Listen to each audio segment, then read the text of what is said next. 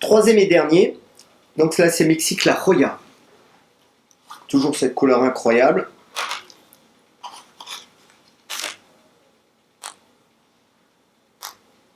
Alors ce qui est intéressant, on a pu l'entendre, c'est le claquement au moment où on casse la tablette. Alors que c'est des tablettes qui sont à peu près à 21-22 degrés, ça c'est important. Et là, quand ça casse comme ça, on peut savoir que c'est un bon chocolat au beurre de cacao, parce que là, ça casse net.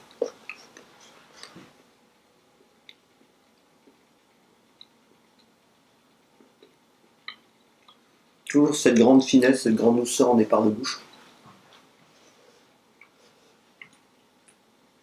Alors là, il y a un côté... là, les fruits secs sont vraiment très développés. C'est le plus doux des trois. Ce côté caramel cuit, là, vraiment, est très très développé.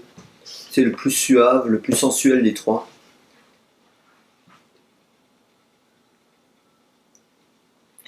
Là, on a très peu de... une petite astringence qui vient souligner les côtés de la langue. Très fin. Alors quand je dis astringence, c'est toujours un peu cette note un peu qu'on peut retrouver sur le thé. C'est-à-dire un thé un peu infusé, sur un Darjeeling qu'on aurait légèrement trop infusé. On a une petite astringence, un petit côté fruité qui permet de mettre une tension aussi intéressante sur la dégustation.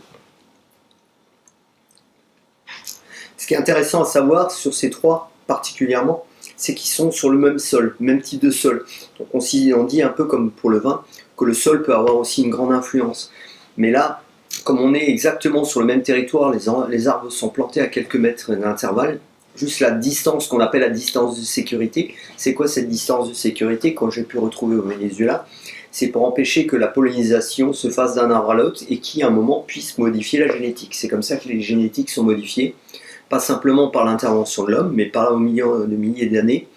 Simplement les insectes pollinisateurs qui se trouvent sont des micro-insectes tout petits, mais qui se déplacent sur de courtes distances. Ils n'ont pas les capacités d'aller sur des très grandes distances et qui vont polliniser. Et à ce moment-là, effectivement, s'il y a d'autres variétés d'arbres, il peut avoir une pollution, mais une pollution qui est intéressante aussi, parce que des fois, quand on est pur sur la génétique, c'est pas toujours génial. Voilà, donc là, pour clôturer ces trois Mexiques.